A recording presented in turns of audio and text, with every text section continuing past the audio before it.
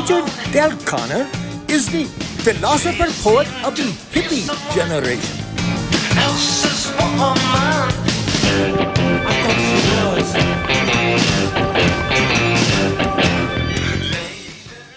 was. All right, everyone. Thank you for joining me on the second to the last podcast of this Oboy series here. And we are today at the ShaolinPictures.com website, which I should take a lot of pride in. That's my movie company. But I can't even hire an actor, let alone a web designer. And this website has not been, well, it looks like it may have been updated a little. I don't know. We'll see. But 2014 was really the last time I updated this website much. So 11 years ago. So let's just see where the Oboy album and book and stuff should be here. When the music movie, it's got to be in this Shaolin Pictures. In fact, when I give credit, Shaolin Records is responsible for the audio recording. Shaolin Pictures is all the video that's going on. Shaolin Music is the underlying copyrights. And so those three companies kind of handle the whole package there. Okay, so here's the home page, which in 2014, this is when I was a millionaire for a week. This is when I got that money. Kung Fu Cowboy Rock and Roll Movie 1. Shaolin Pictures is producing the Kung Fu Cowboy Rock and Roll Movie 1 starring the Hippy Coyote. Screenplay by Richard Del Connor and Scott Carahadian. The storyline was changed from vigilante hero to scorpion resurrection hero after Coyote was stung in the neck by a tan scorpion. Coyote was working as a stagehand for a Brad Paisley concert in an amphitheater near the Mexican border. And, I would pull things out of the trough and stuff. And I was always wearing gloves, you're pulling all these big electrical cables and cords and stuff, to the sound mixer and stuff and all the stuff on stage, going to the speakers and running around the amplifiers. And so I was doing a lot of that stuff.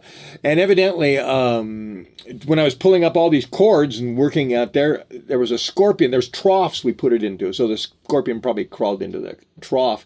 And when I was in the trough, I pulled it and he got out. And he got off on my glove. And then he climbed up my sleeve. And then he got up here and then he stung me in the neck. And so that's how that happened. In fact, I wouldn't have even known what happened if somebody didn't pull it off my neck. And so then it was right here on the back of my neck, going to maybe stab me in the spine and paralyze me. And somebody saw it and they grabbed it with a pair of pliers and they came up from behind. They snuck up behind me and they grabbed it. And then they go, look! And it scared me. And I look, and there in his pliers is this scorpion wriggling with his legs going, and trying to sting with his tail. He's like, yeah! He thought that was all funny. He was like, look, and he pulled it off my back. He's like, wow. I thought, oh, good, I'm glad I didn't get stung. But then over the next few hours, my legs swelled up and everything and realized it did sting me. So, yeah, I was in a lot of shape. It actually impaired me very traumatically for many years. Because I went back to work too soon. I was all swollen up and I went back to work and that caused me some muscle damage. So anyway, that's a whole part of my story. But that changed the movie. So we put it into the movie because we were writing the movie when it happened, the Kung Fu Cowboy screenplay.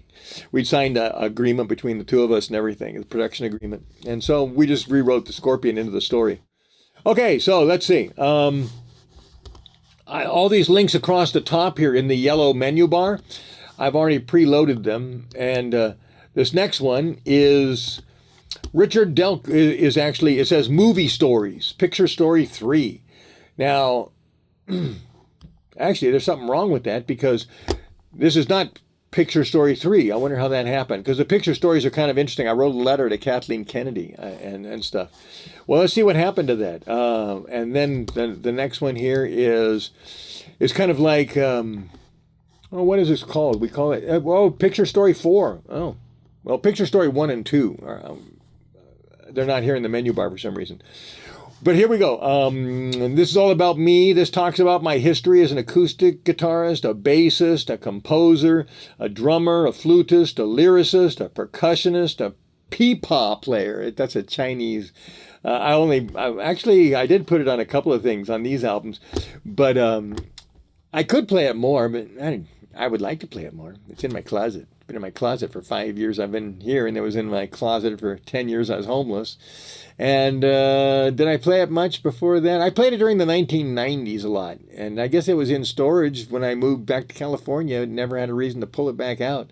So it's been in storage for 25 years. I haven't been playing it, which is a shame because it's got a unique sound, and I'm the Kung Fu Cowboy, so it's kind of a cool Kung Fu sound. Okay, anyway, poet, a bunch of credits which go up to 2014. So I've got a whole bunch of books of poetry I've written because I write like 1 or 2 books of poetry a year. And then as a vocalist singer, so that's an interesting little history story. Okay, I actually didn't know what that was. And then you click on this one, and it takes you over to the Kung Fu Cowboy website. And this has been updated a little bit. There's that movie we shot in 2024. I wrote the songs in 2022, and then we shot them in 2023 and maybe a little in 2024. And then we were supposed to release it last year, but Scott couldn't finish the editing. He didn't feel good about it. He wasn't enjoying it, and he just couldn't seem to finish it. And so he said, well, it's up to you to finish it. And so I said, okay. And so I've spent now I'm doing these music videos. I actually know how to use Premiere Pro, Adobe video software. So I'm actually now, for the first time in my life, capable of editing this movie, this Kung Fu Cowboy at Club Coyote. So I'll be getting to that soon. I don't know when. There's no demand for it. If there was demand for it, I'd be more of a hurry. If I was getting paid or there's money involved, I'd even be motivated a little more. But when you do everything for free, it's kind of hard to figure where your priorities are sometimes. Okay, another page on this website. Oh, it took me over to Shaolin Records. Okay, so that link takes you over to Shaolin Records, so you can see that. And then this link up here takes you to the video catalog. And this is a small video catalog, considering we got 28 videos in my that Kung Fu Cowboy at Club Coyote music movie. There's 28 music videos, plus lots of shorts. So there's a lot of work I got to do to put everything in here so that you can have access to it. The problem is I got to figure out where to store them. And I found a place where I can put them all and then access them and link them, because I can't put them on YouTube and sell them or keep them private or control them or stream them like I can. Anyway, so I've still got to work on that, but I think I figured it out. In the last month, I've been working. We're doing this website updates the last couple of months, and I researched that. I'm about ready to actually use this website I found, upload all this stuff, and then link to it and create my own embeds from there. My contact Shaolin Pictures is totally off. Even this phone number is not going to work, and the address is not going to work. Everything's wrong on this page. This was back in 2000 10 and 11, this phone number and everything. So anyway, so there's lots of upgrading to do here. I just figured, I can't wait till I'm done with all these to make these podcasts, because I got to move on. So I just said, well, I'm going to do what I got here, and then I'll upgrade them. And by the time you even get here, maybe they'll be fixed and everything will be added in there. But right now, this is where it's at. Okay, there's my video catalog. Okay. The movie here's the list of the movie stories list. If we go to movie story 1, there it is. It talks. It looks like I gave Scott a page to kind of give him a little promotion. And here's the letter to Kathleen Kennedy. I knew I wrote one. I wrote her this one. And we've talked, and she was going to help me with the Coyote in the Graveyard movie, and I tried reaching out to her again about, 15 years ago or so. And she said that the movie didn't fit their catalog. She couldn't find a place for it now in their current catalog, so she didn't take it on. So Kathleen Kennedy turned me down. But Steven Spielberg sure liked it. He was interested in doing something with it. Oh, well, too bad. Anyway, there's links all over the place, by the way. When you look down here at the bottom, all these links are active down here to go to some other websites, too, including the publishing website, Shaolin Music. Okay, where are we at? One more? Feature films of Shaolin Pictures. So Coyote in a Graveyard was the screenplay I wrote for New World Pictures, which I got back, so I want to make that movie. Kung Fu Cowboy Rock and Roll Movie 1 had won first place award for the best action screenplay, at the Action on Film Festival. And then the Kung Fu Cowboy Vegas Zombies, I wrote it but in the year right before that, 2014. After we finished this movie, the Rock and Roll Movie 1, I wanted to keep the storyline going, so I kept writing. And this is a prequel to this movie. And then Masonic Kung Fu is just a great movie based on my book. I've got the book, Masonic Kung Fu, so just need to turn it into a movie. I'm not going to bother taking all that time, take months off to write something for a movie I might not make for who knows when. So, but anyway, I got the book. All we got to do is transform that book into a screenplay, and I'm happy. I'd even hire somebody else to do it. I'd say, hey, here's the book. Turn this into a screenplay, and then I'll see if I like what you did. And so those are 4 movies that I've been ready to do, for the last 12 years. And I've added a few more to that since then. I wrote a few more screenplays. Okay, so this is an old website. But there we go. Now I can move on. So remember, we're promoting over here the Oboy album. This is the album cover. And then, oops, I thought they were all stacked up. I unstacked them at the end of a while ago. Okay, so we got these 3 things. We've got the Oboy music movie, which is 17 music videos crammed together, and then I call it a music movie. And then we've got the guitar songbook, which is basically the Oboy album, but then I made all the lyrics really nice and big, and then I put big red chords over the lyrics so you can play along to the music really easily. And then lastly, we've got the music movie. So we've got the movie, the book, and then the book with the chords, the movie, and the album. Those 3 things. So those 3 things plus this podcast, and that's what I've got to work with, and no money for advertising.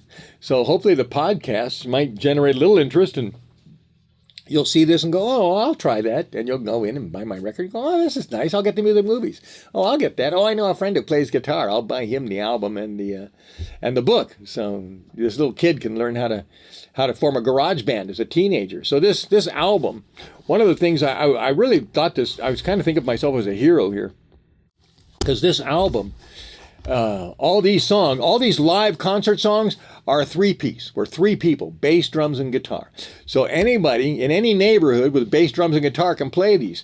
And it's not real fancy. We're not doing the fastest drumming, the fastest bass playing, the fastest guitar licks. It's all easy to do, but it's good. It's good songs, arranged and ready to go. So you learn to play all these songs, and then you'll be a decent band. Your band will be able to perform. You go out there and perform these songs. Then you're ready to write your own music and go your own journey. But this would be a great garage band launch, is what this is. They're not all fancy songs like you hear pop songs. You can never replay in public or recreate in public because you need an orchestra. But these are just live songs and real simple. And I think that they're a great kickstart for anybody with a garage band who wants to start a rock and roll career.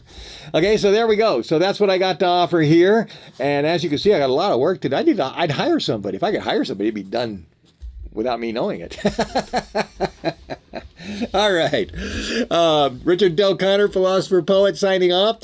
And we're at Shaolin Pictures. I got slogans. Shaolin Records is where Buddha rocks.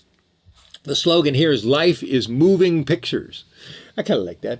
Life is moving pictures. So, yeah, think about that. It makes my some wheels turn in my life, my mind. So anyway, see you later.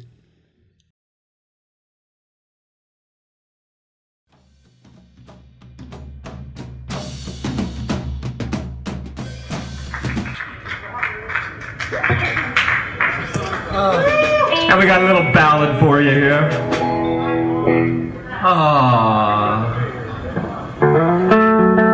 Here's one to sip your drink to. It's called We're Not Working Out.